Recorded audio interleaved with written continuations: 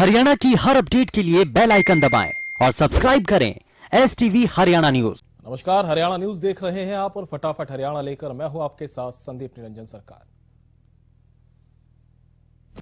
किसान आंदोलन का आज 40वां दिन है। किसान लगातार बॉर्डर पर डटे हुए हैं। वहीं आज सरकार और आंदोलनकारी किसान संगठनों के बीच वार्ता अहम है। सरकार और किसान संगठनों के साथ साथ समूचे देश की नजर इस वार्ता पर टिकी है। ये बातचीत भरोसे की बातचीत साबित हो सकती है। सरकार कानून वापस लेने को हरगिज तैयार नहीं है और आंदोलनकारी किसान इसमें कदम पीछे हटाने को तैयार नहीं है। ऐसे में आज क्या फैसला होगा, इस पर सभी की नजरें टिकी हुई है। किसान संगठनों ने सरकार के 7वें दौर की बातचीत से पहले रविवार को अपनी रणनीति पर चर्चा की। उधर सरकार में भी कृषि मंत्री नरेंद्र सिंह तोमर की अमित शाह और राजनाथ सिंह से लगातार बातचीत हो रही है। संयुक्त किसान मोर्चा की बैठक में तय हुआ कि सरकार से केवल तीनों कानूनों की वापसी की प्रक्रिया और न्यूनतम समर्थन मूल्य की कानूनी गारंटी की प्रक्रिया पर चर्चा होगी। संयुक्त किसान मोर्चा ने वार्ता में शामिल होने वाले 40 किसान संगठनों को तैयार किया है।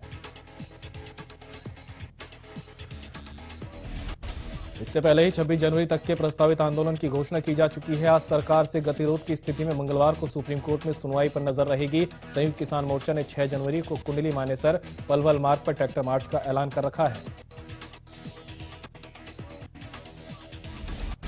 13 जनवरी को लोहड़ी में कृषि कानूनों की प्रति जलाकर सांकेतिक विरोध। 18 जनवरी को महिलाओं का समर्थन जुटाने 23 जनवरी को आजाद हिंद किसान आंदोलन की घोषणा है। 6 से 20 जनवरी कृषि कानूनों के विरोध में जागरूकता मुहिम धरना प्रदर्शन की तैयारी है। वहीं 26 जनवरी को ट्रैक्टर मार्च की तैयारी की गई है। कृषि कानून के विरोध में टीकरी बॉर्डर पर किसानों ने अर्धनग्न होकर प्रदर्शन किया। किसान हर दिन टीकरी बॉर्डर से नए बस स्टैंड तक प्रदर्शन कर रहे हैं। कड़कड़ाती ठंड में कपड़े उतारकर किसान सरकार को झुकाने की कोशिश कर रहे हैं। किसानों का कहना है कि जब तक सरकार कृषि कानूनों को वापस नहीं लेती, प्रदर्शन यूं ही जारी रहेगा। रतिया में किसान संघर्ष समिति के बैनर तले जोरदार प्रदर्शन किया गया। किसानों का कहना है कि अगर वार्ता में किसान और सरकार के बीच कोई हल नहीं निकला तो दिल्ली में प्रवेश के लिए ट्रैक्टर मार्च निकालेंगे। वहीं किसानों का कहना है कि वो बीजेपी और जेजेपी नेताओं के गांव में विरोध प्रदर्शन करेंगे। किसानों ने चेतावनी दी है कि अगर आज बैठक में समाधान नहीं निकला तो 26 जनवरी को किसान दिल्ली में बड़ा ट्रैक्टर मार्च निकालेंगे। किसानों का कहना है कि धरने पर बैठे किसानों के पास किसी तरह की कोई कमी नहीं है। जब तक कृषि कानून वापस नहीं होगा, आंदोलन जारी रहेगा।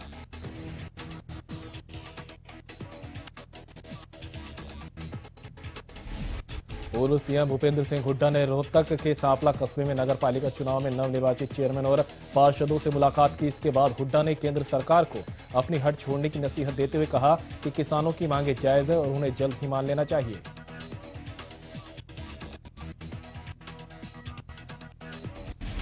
हुड्डा ने कहा कि कांग्रेस के समय में भी बहुत से आंदोलन हुए और कांग्रेस ने हमेशा जायज मांगों की पैरवी की है। वहीं देश में कोरोना वैक्सीन को मंजूरी मिलने पर हुड्डा ने वैक्सीन बनाने वाले वैज्ञानिकों को सलाम किया है। पलवल में कृषि कानूनों के विरोध में चल रहे किसानों के धरना प्रदर्शन में कांग्रेस की प्रदेश अध्यक्ष कुमारी सैलजा पहुंची। इस दौरान उन्होंने कहा कि कांग्रेस इन बिलों के विरोध करते हुए पहले दिन से किसानों के साथ खड़ी है।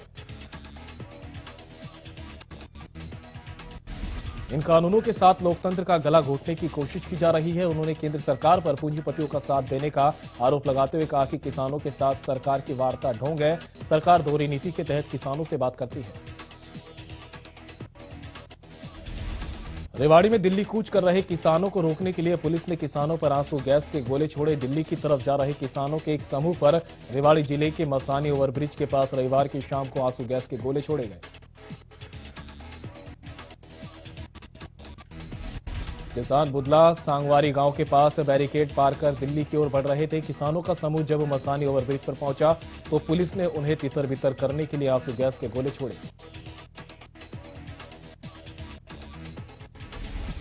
ओवरब्रिज पर पुलिस ने बैरिकेडिंग और आंसू गैस के गोले के जरिए जयपुर दिल्ली हाईवे के खेड़ा बॉर्डर के पास किसानों को रोक दिया। दारूहेड़ा के पास करीब 1000 किसान सैकड़ों की संख्या में ट्रैक्टर टोलियों के साथ सड़क पर है। कांग्रेस के राष्ट्रीय महासचिव रणदीप सुरजेवाला उचाना के खटकड़ टोल प्लाजा पर कृषि कानूनों के विरोध में चल रहे किसान धरने को समर्थन देने पहुंचे। इस दौरान सुरजेवाला ने कहा कि अब धर्म युद्ध जारी है। उन्होंने कहा कि प्रधानमंत्री के पास किसान के पूर्व प्रधानमंत्री नवाज शरीफ की मां के लिए शोक प्रकट करने का समय तो है, लेकिन किसान आंदोलन में 57 से ज्यादा जान गंवाने वाले किसानों के लिए 2 शब्द बोलने का समय नहीं। वहीं आज सरकार और किसानों के बीच होने वाली बातचीत पर सुरजेवाला ने कहा कि अब किसानों को कुछ नहीं करना है, बल्कि सरकार को तीनों कानून वापस लेने होंगे। सुरजेवाला ने कहा कि सरकार तीनों कानून रद्द कर किसानों के साथ नए सिरे से बात करे। वहीं सिरसा के दोनों टोल प्लाजा गांव भावदीन और सुइयामालकाना पर 10वें दिन भी किसान डटे रहे। भावदीन टोल प्लाजा पर किसान नारेबाजी कर सरकार का विरोध किया।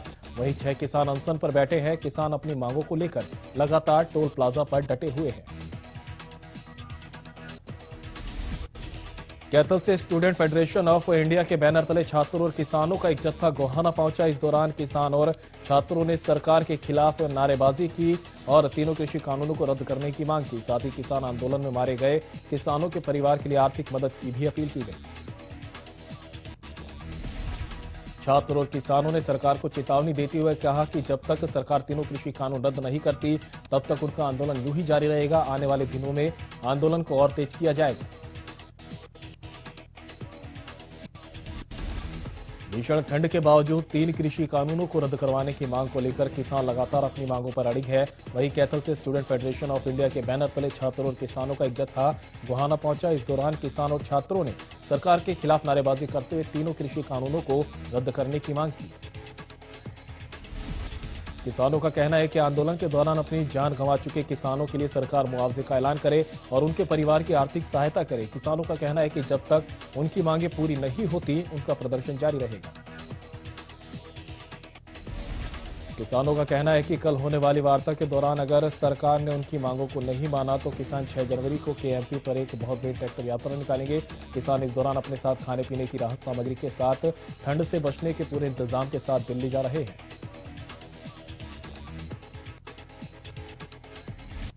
पलवल के अटोहा चौक पर चल रहा किसानों का धरना 32वें दिन भी जारी रहा। इस दौरान 14वें दिन की भूख हड़ताल पर बुंदेलखंड किसान यूनियन के 11 किसान बैठे। वहीं किसान नेता महेंद्र चौहान ने बताया कि सरकार के साथ हुई कई दौर की वार्ता के बाद उन्हें कोई संतुष्टिपूर्वक जवाब नहीं मिला।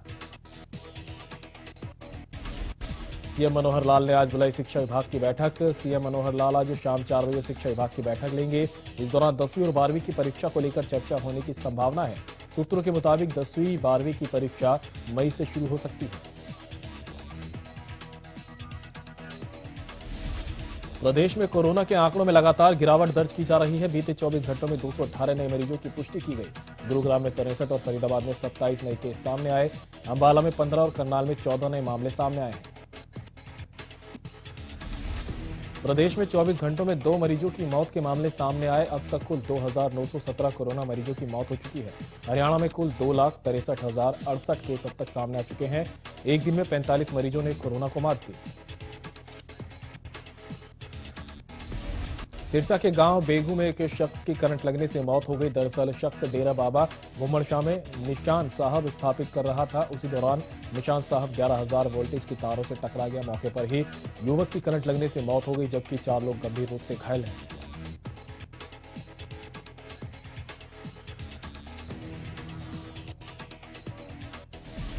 सदर थाना से जांच अधिकारी राजेश कुमार ने बताया कि हादसे की सूचना मिलने पर पुलिस की मौके पर पहुंची। करंट लगने के राजेंद्र नाम व्यक्ति की मौत हो गई, जिसका नागरिक अस्पताल में पोस्टमार्टम करवाया गया। करनाल के सेक्टर 8 में गाड़ी सवार 4 बदमाशों ने राइस सेलर मालिक के घर पर फायरिंग की। दरअसल कुछ बदमाशों ने पहले राइस सेलर मालिक के घर की घंटी बजाई और उसके पहले कोई और बाहर आता ताबड़तोड़ फायरिंग शुरू कर दी। गाड़ी के शीशों से लेकर घर के पिलर पर गोलियों के निशान मिले हैं। फिलहाल पूरे मामले को लेकर पुलिस ने मौके पर पहुंचकर जांच शुरू कर दी है और आसपास के घरों की सीसीटीवी फुटेज खंगाल रही है। अंबाला में एचएसईबी वर्कर्स यूनियन ने प्रदर्शन किया। एचएसईबी वर्कर्स यूनियन ने कहा कि पूरे प्रदेश में तबादला नीति के खिलाफ 9 से 11 जनवरी तक रोष प्रदर्शन होगा। वहीं उन्होंने बताया कि प्रांत में सभी सब यूनिट पर 4 जनवरी और 5 जनवरी को रोष प्रदर्शन किया जाएगा। बहादुरगढ़ में भी ऑनलाइन ट्रांसफर पॉलिसी के विरोध में बिजली कर्मचारियों ने प्रदर्शन किया। बिजली दफ्तर के बाहर कर्मचारियों ने सरकार के खिलाफ नारेबाजी की। कर्मचारियों का कहना है कि अगले 2 दिन तक उनका प्रदर्शन यूं ही जारी रहेगा। वहीं मांगे पूरी नहीं होने पर कर्मचारियों ने हड़ताल की चेतावनी दी है। बल्लभगढ़ में सुबह से हो रही रिमझिम बारिश ने जहां ठंड बढ़ा दी, वहीं सब्जी मंडियों में सब्जी के दाम भी आधे हो गए। बारिश से किसानों को जितनी खुशी होनी चाहिए थी उतनी नहीं है। सब्जी की खेती करने वाले किसानों का कहना है कि पैदावार कम हो गई और सब्जियों के दाम गिरने से उन्हें काफी नुकसान हो रहा है। हालांकि किसान इस बारिश को गेहूं की खेती के लिए मुफीद मान रहे हैं। सोना के कायाकल्प आश्रम में 1 दिवसीय राज्य स्तरीय योग शिविर का आयोजन किया गया। हरियाणा योग परिषद के तत्वाधान में योग शिविर लगाया गया, जिसमें हरियाणा योग परिषद के रजिस्ट्रार डॉक्टर हरीश चंद्र ने बताया। बतौर मुख्य अतिथि उन्होंने शिरकत की।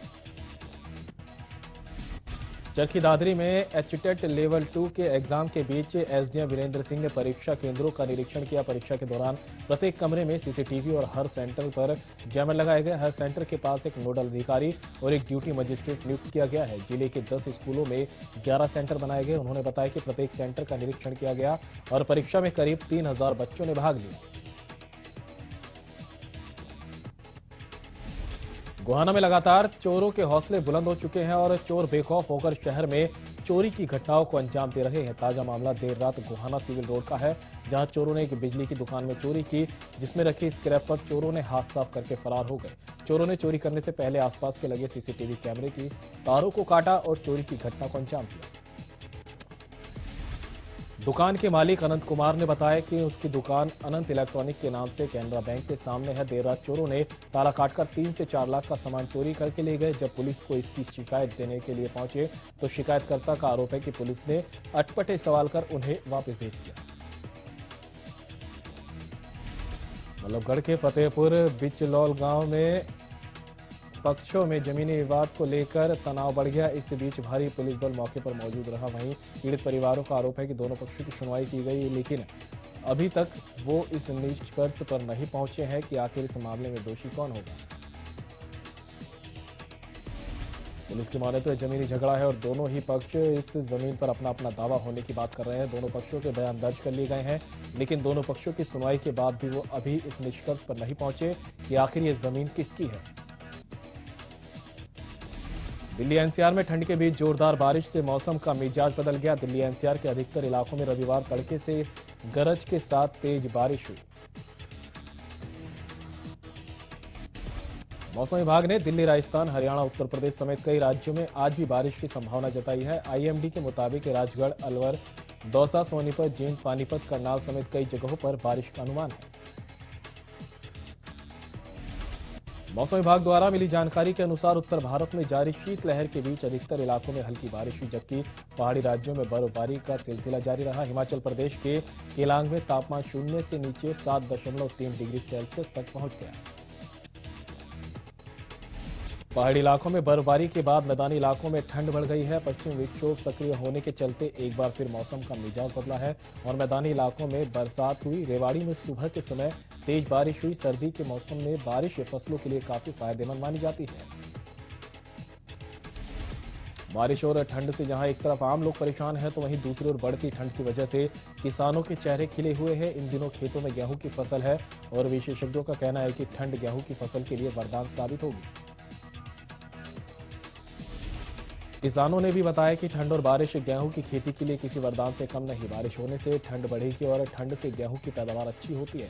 किसानों ने यह भी बताया कि बारिश बहुत सही टाइम पर हो रही है। अब गेहूं की फसल को पानी देने का टाइम आ गया और ऐसे में बारिश किसी वरदान से कम नहीं। फरीदाबाद में भी हुई झमाझम बारिश ने मौसम में करवट ले ली है। बताया जा रहा है कि बारिश से आने वाले दिनों में और ज्यादा सर्दी बढ़ेगी। वहीं किसानों का कहना है कि यह बारिश गेहूं की फसल के लिए वरदान है। प्रदेश की जेलों में बंद कैदी अब आरजे यानी रेडियो जॉकी और रिपोर्टर बनेंगे। प्रदेश के अम्बाला सेंट्रल जेल, पानीपत और फरीदाबाद जेल में कैद बंदियों के लिए जेल के अंदर रेडियो स्टेशन खोले जाने का फैसला जेल विभाग ने लिया। इन रेडियो स्टेशनों का संचालन खुद कैदी करेंगे। इस बारे में विस्तार से जानकारी देते हुए अम्बाला सेंट्रल जेल के सुपरिंटेंडेंट लखबीर सिंह बराड़ ने बताया कि डीजीपी जेल के सेल्वाराज के दिशा निर्देश के तहत कैदियों को सुधारने और जेल से बाहर निकलने के बाद पेशेवर व्यवसाय से जोड़ने के लिए पहले चरण में हरियाणा के 3 जिलों में, जिसमें अंबाला सेंट्रल जेल, फरीदाबाद और पानीपत की जेल शामिल है, जहां रेडियो स्टेशन खोले जाएंगे।